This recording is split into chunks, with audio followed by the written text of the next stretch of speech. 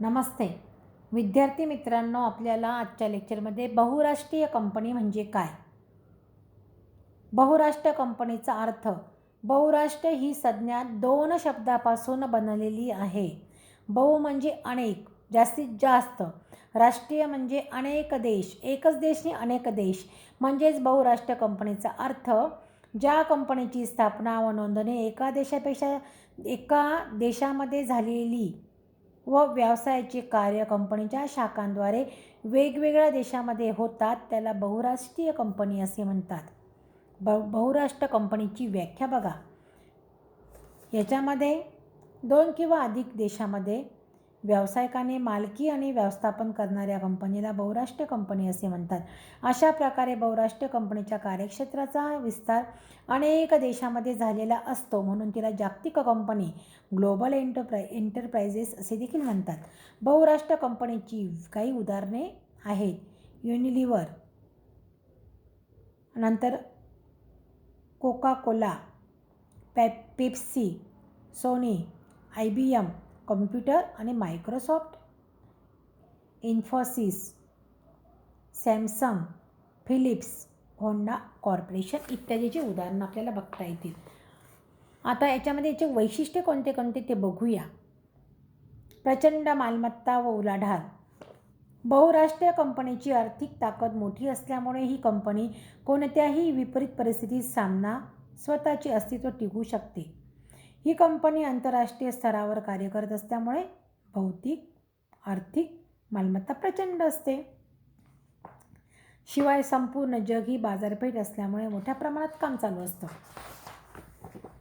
नंतर आहे आंतरराष्ट्रीय कार्य.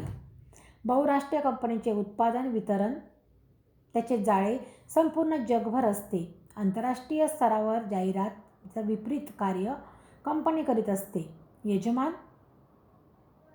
देशातील शाखा, सहाय्यक आणि संलग्न कंपन्यांच्या शाखाद्वारे कार्य चालते. केंद्रीय नियंत्रण. वेगवेगळ्या देशातून विविध शाखा, जास्तीत जास्त जे ब्रँच असतात, कार्य करत असतात. त्यांच्या कार्यावर नियंत्रण, धोरणामध्ये एकवाक्यता ठेवण्याचे कार्य मुख्य कार्यालय ज्या देशामध्ये आहे त्या ठिकाणून केले जात असते. नियंत्रण व्यवस्थापकाचे कार्य केंद्रीय पद्धतीने होत असतं. आर्थिक शक्ती. बहुराष्ट्रीय कंपनीची आर्थिक ताकद खूप मोठी असते. कंपनी शक्तीला आर्थिक संस्था असते.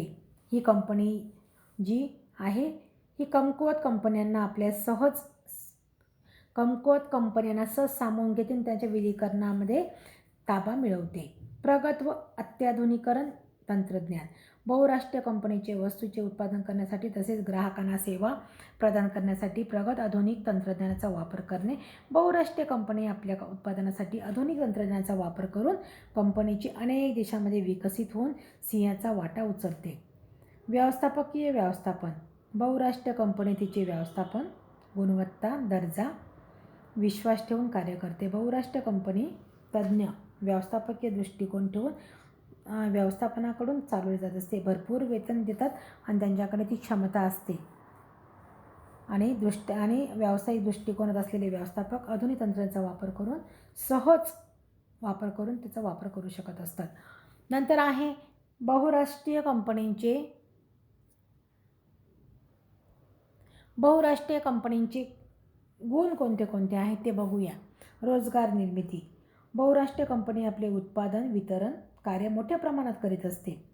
या कंपनीमध्ये मोठ्या प्रमाणात रोजंदारीची क्षमता असते आणि देशामध्ये मोठ्या प्रमाणात बेरोजगारी आहे त्या ठिकाणी बेरोजगारी कमी केली जात असेल, स्वयंरोजगार सगळ्यांना मिळत असतो. विदेशी भांडवलाचा प्रभाव. बहुराष्ट्रीय कंपनी संपूर्ण जगभर बाजारपेठ असते, त्यामुळे विविध देशातील विदेशी चलन मिळत असते. त्यामुळे व्यवहारामध्ये मोठ्या प्रमाणात संख्या वाढते आणि विदेशी भांडवलाचा प्रभाव चालूच राहत असतो. त्यामुळे विकसनशील देशामध्ये विदेशी चलनामुळे अर्थव्यवस्थेला चालना मिळत असते. संसाधनांचा योग्य वापर. बहुराष्ट्रीय कंपनी तिच्याकडे असलेल्या प्रगत तंत्रज्ञानाचा वापर करून त्या कंपनी नैसर्गिक सामग्रीचा भरपूर वापर करून आणि त्याच्यासाठी निष्क्रिय भौतिक व संसाधनांचा योग्य वापर करते आणि त्याच्यासाठी नासधूस होऊ देत नाही. जास्तीत जास्त सामग्रीचा चांगला वापर करून उत्पादन करत असतात. तांत्रिक विकास. बहुराष्ट्रीय कंपनी उच्च तंत्रज्ञान व उत्पादक यांच्या वितरणासाठी उपयोगी असतात. त्यामुळे तंत्रज्ञान सर्वदूर प्रसारित होते. अविकसित व विकसनशील देशात सुद्धा प्रगत देशावर तंत्रज्ञान उपलब्ध आहे. त्यामुळे गरीब देशाच्या तांत्रिकतेचा विकास होत असतो. व्यवस्थापकीय विकास. बहुराष्ट्रीय कंपनी व्यवसायासाठी आधुनिक व्यवस्थापनाची तंत्रे उपयोगात आणत असते आणि त्यासाठी उच्चपदीय व्यक्ती संशोधन करीत असते. व्यवस्थापनाचे सिद्धांत, नवनवीन पद्धती आणि याद्वारे व्यवस्थापनामध्ये आणतात. त्याचे चांगले टेक्निक वापरल्यामुळे चांगलं उत्पादन होत असतं. स्थानिक मालमत्तेदारीची समाप्त. बहुराष्ट्रीय कंपनीच्या देशामध्ये आपले कार्य सुरू करते. तिथे स्पर्धा वाढत असते. त्यामुळे दुसऱ्या देशामध्ये स्पर्धा टिकून ठेवण्यासाठी किंवा राहण्यासाठी उत्पादनाचा दर्जा वाढवावा लागतो. किमती ह्या कमी ठेवाव्या लागतात. त्यामुळे आपोआप स्थानिक मक्तेदारीची मनमानी संपुष्टात येत असते. जीवनशैलीत सुधारणा.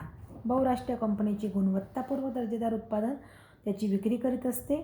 त्यामुळे देशातील लोकांना ह्या कंपनीकडून दर्जेदार वस्तूंच्या आपल्याला वस्तू मिळत असतात. त्यामुळे नवीन आधुनिक शैली सांभाळली जात असते आणि जीवनमान हे उंचावत असतं.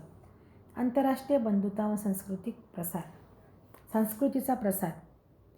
या ज्या संस्कृतीचा प्रसार आहे म्हणजे आंतरराष्ट्रीय बंधुता आणि संस्कृतीचा प्रसार. बहुराष्ट्रीय कंपनीमध्ये विविध देशामध्ये अर्थव्यवस्थेत एकत्रीकरण होते. वेगवेगळ्या देशात त्या सांस्कृतिक परंपराचा प्रसार होतो आणि शांतता, बंधुता आणि निर्माण करण्यासाठी ही बहुराष्ट्रीय कंपनी खूप महत्त्वाची आहे.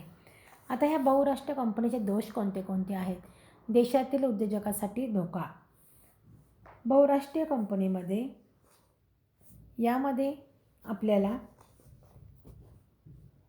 या कंपनीमध्ये मोठ्या प्रमाणात जो व्यवसाय करतात त्याचे दर्जेदार उत्पादन होत असते आणि व्यापक वितरण साखळीमध्ये मोठ्या प्रमाणात दर्जेदार उत्पादनासाठी व्यापक वितरण साखळी तेथे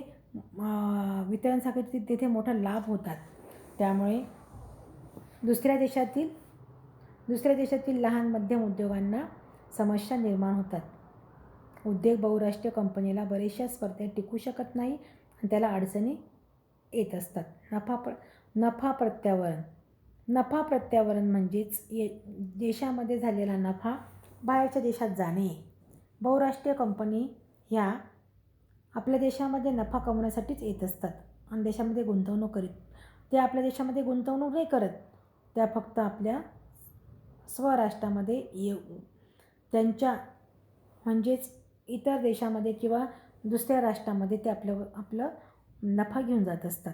त्यामुळे परकीय चलन मोठ्या प्रमाणात देशाबाहेर जात असते. त्यामुळे अर्थव्यवस्थेला धोका पोचत असतो. हस्तक्षेप.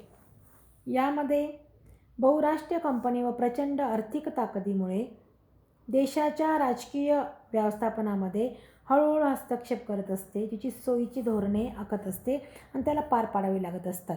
त्यामुळे स्वातंत्र्यावर संकट निर्माण होत नाही.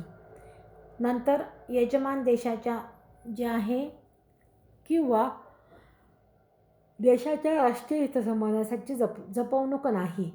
बहुराष्ट्रीय कंपन्यांचे मुख्य ध्येय जास्तीत जास्त नफा कमवणे असते. कंपनीला जे फायदे आहेत ते उद्योगामध्ये गुंतवणूक केल्यानंतरच मिळत असतात. देशाची राष्ट्रीय गरज लक्षात घेत नाही. त्यासाठी दुसऱ्या देशासाठी आपण जास्तीत जास्त मागासलेल्या भागांची तिला काळजी नसते. तेथील दारिद्र्य आणि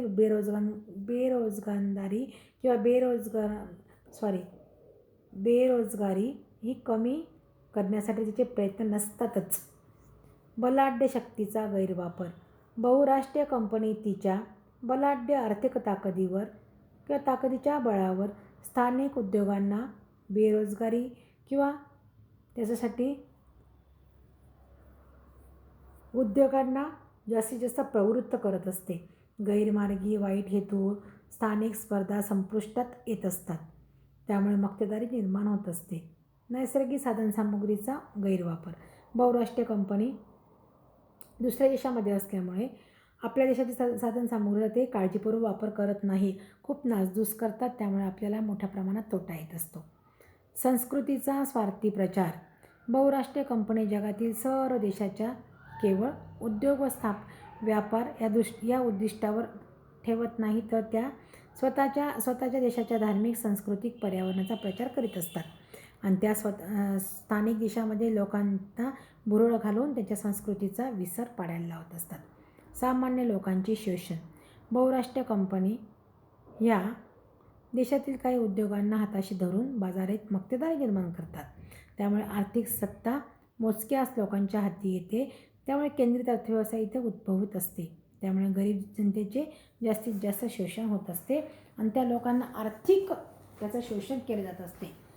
आर्थिक म्हणजे काय? वित्त. त्या लोकांचं आर्थिक वित्ताचं शोषण केले जात असते.